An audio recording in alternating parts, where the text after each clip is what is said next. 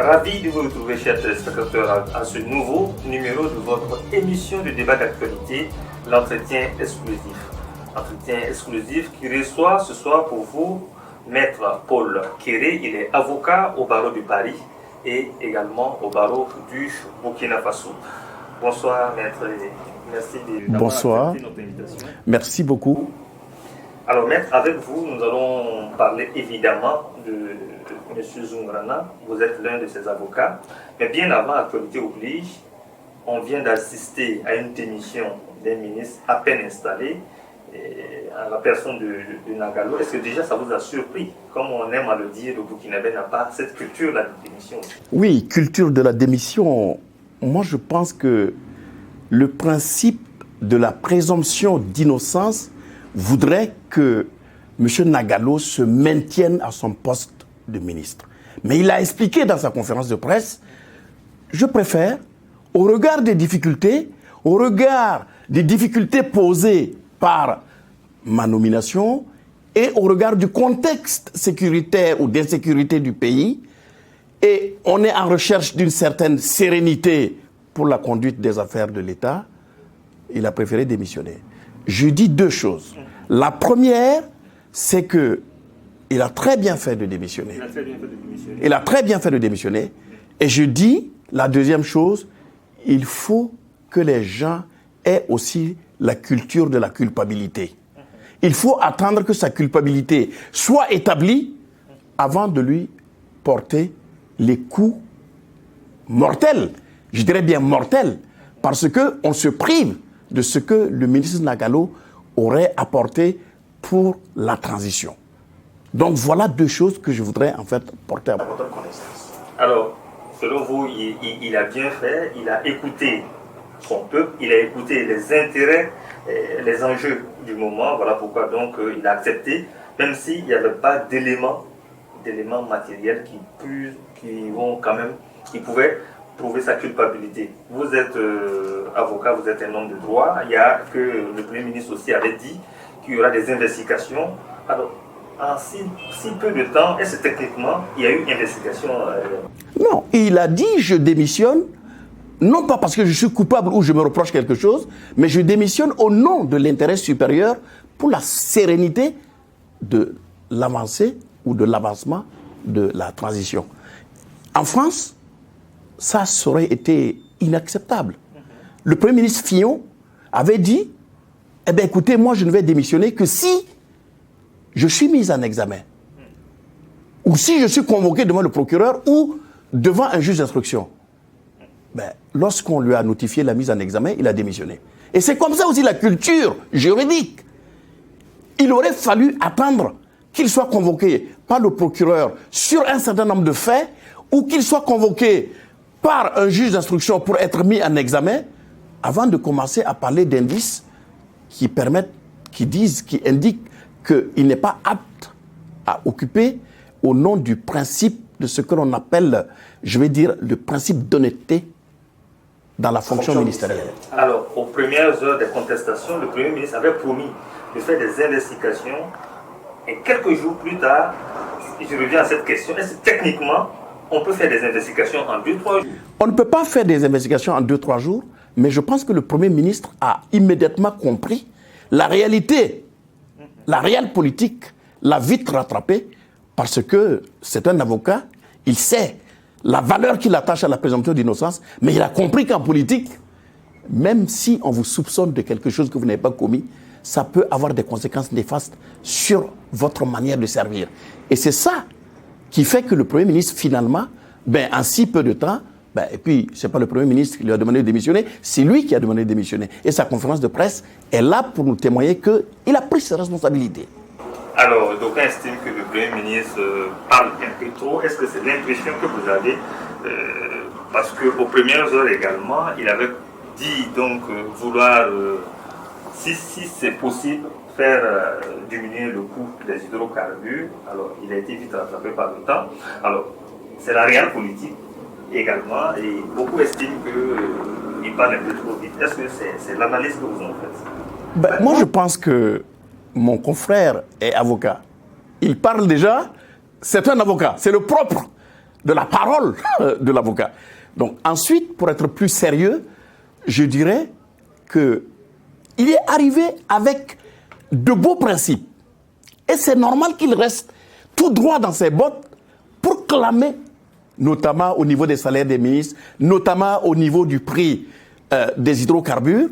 Ce sont de beaux principes. Et il faut avoir ces beaux principes-là. Si on a ces beaux principes, je pense qu'on peut avancer. Mais la réalité est là. Ce que peut-être le Premier ministre ne savait pas, c'est que le prix des hydrocarbures ne dépend pas seulement de la volonté politique, mais du prix de la fixation du pétrole, du coût du dollar aux États-Unis.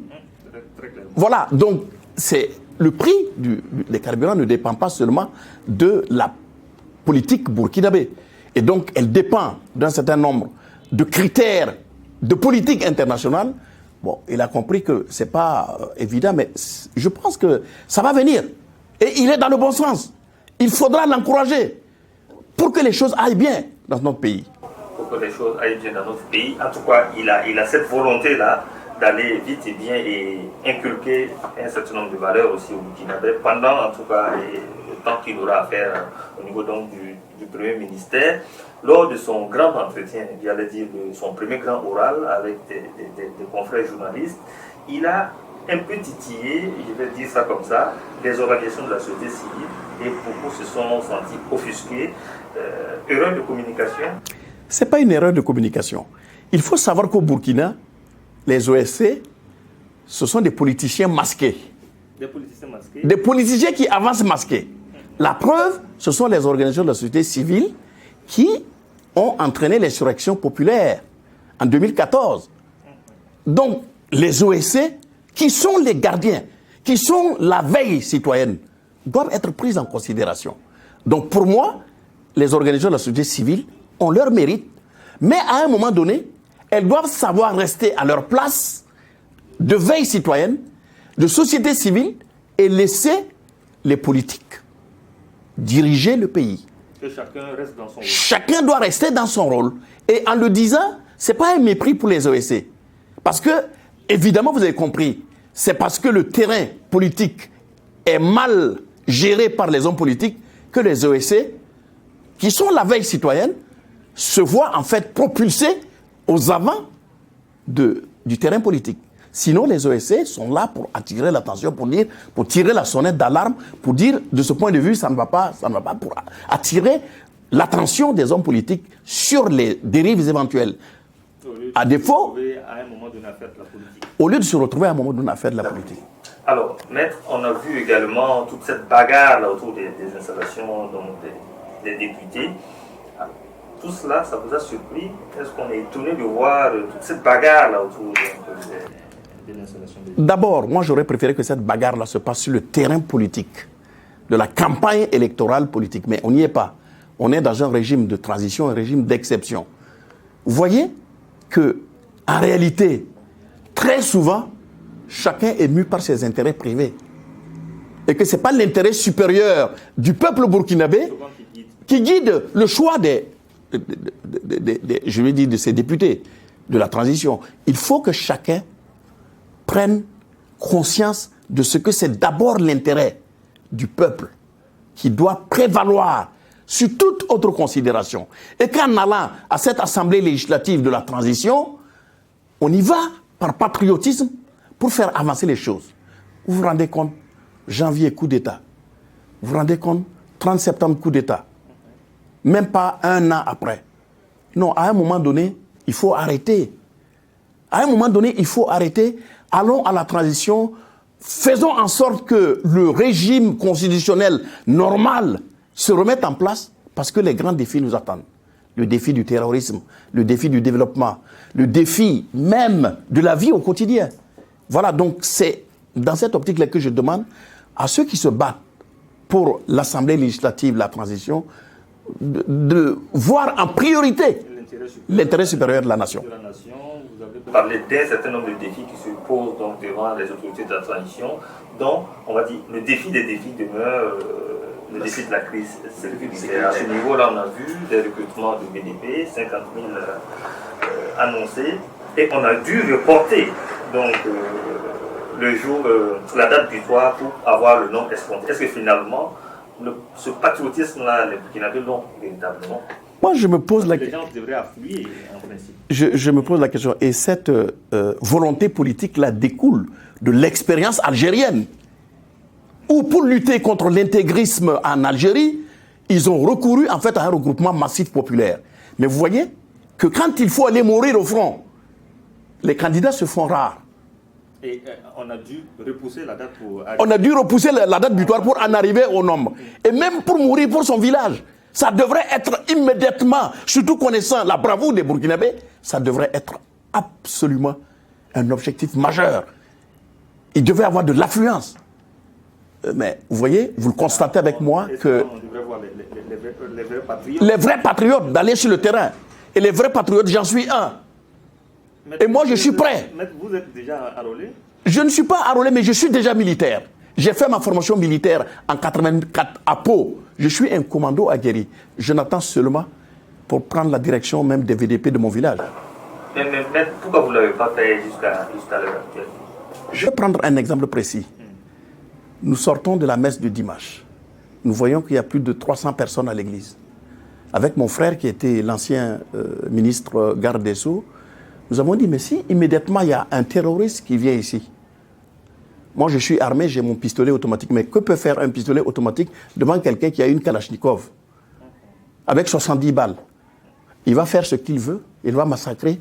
Donc avant même l'idée des VDP, nous avions pensé qu'il faut organiser au sein du village et que chaque village doit s'organiser pour au moins avoir une garde sécuritaire de proximité qu'en cas de cas, que ces gens puissent défendre le village et puis alerter éventuellement l'armée, alerter même les VDP. Nous avions commencé lorsque le recrutement est là. Donc c'est vous dire... Est-ce à dire, je ne vous coupe pas, que dans le prochain jour, on verra Maître s'enrôler? Dans les prochains jours, vous verrez Maître Kéré en tenue militaire. Dans les prochains jours, vous verrez Maître Kéré en tenue militaire aller mobiliser les gens du village pour les pousser en fait à s'enrôler dans les VDP. Voilà. Alors Maître, on a moins de 5 minutes pour terminer. Vous êtes un des avocats de Zoumourana. Alors, où est-ce qu'on en est avec ce dossier, président? Alors, le dossier, actuellement, la Cour de cassation a rejeté le pourvoi.